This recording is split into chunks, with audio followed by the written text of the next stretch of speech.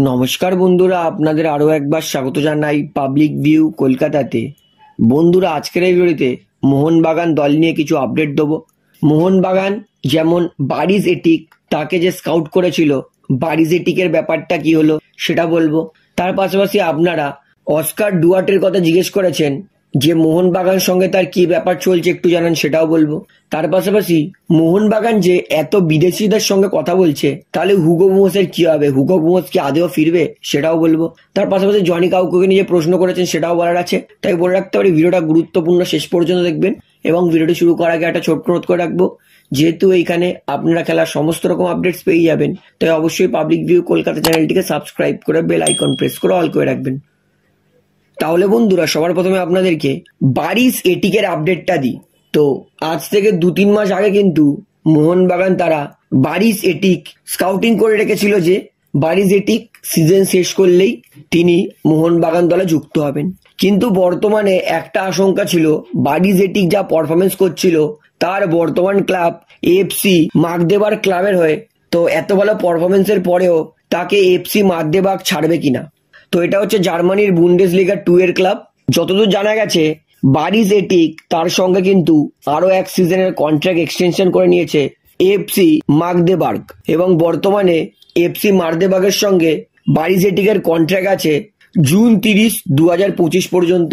অর্থাৎ আরো এক সিজন কিন্তু বারিস এটিক এফসি মাগদেবাগ দলের হয়ে খেলবে। অর্থাৎ আইএসএল এর আপকামিং সিজন মোহনবাগান যে বিগ সাইনটা করতো 8 কোটি টাকা দিয়েই, left wing attacking midfielder centre ফরওয়ার্ডের প্লেয়ার, মানে এটা ভার্সেটাইল প্লেয়ার, দুর্দান্ত প্লেয়ার একটা মোহনবাগান কিন্তু খোঁজ করেছিল। কিন্তু তিনি লাস্ট সিজন চমৎকার খেলেছেন বলে তার সঙ্গে কিন্তু কন্ট্রাক্ট এক্সটেনশন করে নিয়েছে এফসি মাগদেবাগ ক্লাব। অর্থাৎ মোহনবাগান দলে কিন্তু ফেরার সম্ভাবনা কিন্তু নেই বারিস এটিকের।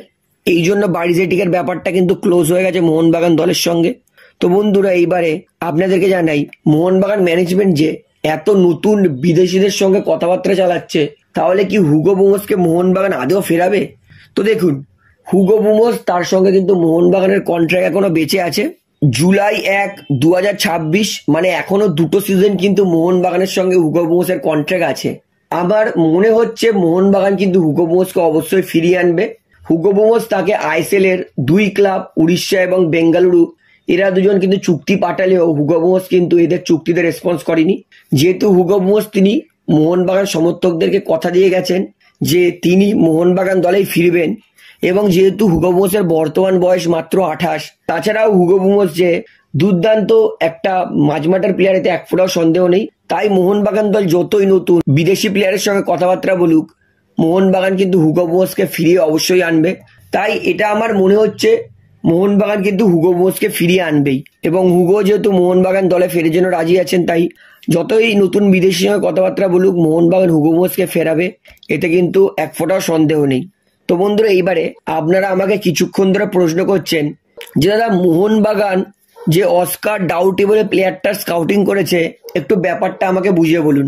কিছুক্ষণ আগে যে নিউজটা বেরিয়েছিল সেটা হচ্ছে মোহনবাগান তারা অস্কার ডাউটিকে শর্টলিস্ট করেছিল, যে অস্কার ডাউটি তিনি এই সিজনটা শেষ করলেই মোহনবাগান তাদেরকে সই করবে। অস্কার ডাউটি নো ডাউট দুর্দান্ত একটা সেন্টার ব্যাকের প্লেয়ার, উচ্চতা 6 ফুট 1 ইঞ্চি, 34 বছর বয়স, মানে যথেষ্ট এক্সপিরিয়েন্স আছে। কোস্টারিকার প্লেয়ার, মার্কেট ভ্যালু 3,60,00,000, এবং যথেষ্ট ভালো সেন্টার ব্যাক, এতে এক ফোঁটাও সন্দেহ নেই। এবং তার সঙ্গে কিন্তু তার দল আল ওয়েদা, সেই দলের কিন্তু কন্ট্রাক্ট 30 জুন 2024 শেষ, মানে এই বছরই শেষ। অর্থাৎ এই প্লেয়ারটাকে কিন্তু মোহনবাগান সই করতে পারতো, কিন্তু যেহেতু বর্তমানে এই প্লেয়ারটার মেজর ইঞ্জুরি আছে, তাই এই প্লেয়ারটার কমসে কম ঠিক হতে আরো 6 থেকে 7 মাস লাগবে, এবং তারপরে রিকভার করতে, ম্যাচ ফিট হতে 10 মাস মতো সময় লেগে যাবে। তাই এই প্লেয়ার অস্কার ডাউটে, এই ভালো প্লেয়ারটার সঙ্গে কিন্তু মোহনবাগান চাইলেও এবার কন্ট্রাক্ট করতে পারবে না, কারণ তার মেজর ইঞ্জুরি আছে। সেই কারণে এই প্লেয়ারটাকে মোহনবাগান স্কাউটিং করে রাখলেও এই প্লেয়ারটাকে কিন্তু মোহনবাগান সই করতে পারবে না, কারণ তার ইঞ্জুরি আছে। যথেষ্ট ভালো প্লেয়ার, এতে এক ফোঁটাও সন্দেহ নেই। স্প্যানিশ লিগে খেলার প্রচন্ড এক্সপিরিয়েন্স আছে, এসপ্যানিওল, লাভেন্তে ইত্যাদি ভালো ভালো ক্লাবে কিন্তু খেলার অভিজ্ঞতাও আছে। অর্থাৎ অস্কার ডাউটি তাকে কিন্তু মোহনবাগান স্কাউটিং করে রেখেছিল, কিন্তু তার মেজর ইঞ্জুরি লাগার কারণে তাকে আর মোহনবাগান দল সই করবে না, অর্থাৎ অস্কার ডাউটির ব্যাপারটা পুরো বুঝে গেছেন। তো এইবারে আপনাদেরকে লাস্ট আপডেট দিই, এইটা হচ্ছে জনি এনসো কাউকে নিয়ে। আপনারা আমাকে জিজ্ঞেস করেছেন যে দাদা অনেক জায়গায় শুনছি জনি কাউকে নাকি মোহনবাগান দল ছেড়ে দিচ্ছে, এটা কি সত্যি একটু জানান। তো বলে রাখি, একদমই নয়। জনি কাউকে এই মুহূর্তে মোহনবাগান দল ছাড়বে এরকম কোনো আপডেটই নেই। মোহনবাগান জনি কাউকে কিন্তু সই করবে, কন্ট্রাক্ট এক্সটেনশন করবে এমনটাই জানা গেছে। মোহনবাগান বলেছে এই 3 মাস জনি কাউকে নিজের ফিটনেসের উপর আর একটু কাজ করুক, ম্যাচ ফিট হোক। যদি জনি কাউকে মোহনবাগানের সমস্ত ফিটনেস টেস্ট আরো ভালো করে পাস করতে পারে, তাহলে মোহনবাগান অবশ্যই জনি কাউকের সঙ্গে কন্ট্রাক্ট এক্সটেনশন করবেন। কারণ মোহনবাগান দলের কিন্তু প্রথম চয়েস খেলোয়াড় জনি কাউকে, সেন্ট্রাল মিডফিল্ডার হিসেবে। তো জনি কাউকে মোহনবাগান দল ছাড়বে এটা কিন্তু একদমই ফালতু কথা, কোনো রকম সত্যতা নেই। জনি কাউকে কিন্তু মোহনবাগান দলেই থাকবে এবং মোহনবাগানের ফার্স্ট চয়েস মিডফিল্ডার সেটা কিন্তু জনি কাউকে, অর্থাৎ জনি কাউকে মোহনবাগান ছাড়বে না, এটা কিন্তু পুরোপুরি আপনারা কনফার্ম ধরে নিতে পারেন। যদি না জনি কাউকে তার ফিটনেস কোনো ইস্যু হয়, ফিটনেস সমস্যা হলে তাহলে তো রেখে কোনো লাভ নেই। কারণ মোহনবাগান এই সিজনে ACL 2 চ্যাম্পিয়ন হওয়ার স্বপ্ন দেখছে, তাই জন্য শক্তিশালী দল গঠন করার চেষ্টা করছে।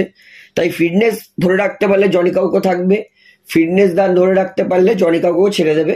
তবে এই মুহূর্তে মোহনবাগান দল কিন্তু জনি কাউকে ছাড়বে এরকম কোনো সিদ্ধান্ত নেয়নি। তো বন্ধুরা, আজকের আপডেটে এতটাই বলার ছিল, আশা করি সমস্তটা আপনারা বুঝতে পেরেছেন। তো ভিডিওটা এখানে শেষ করছি, আশা করি ভালো লাগলো।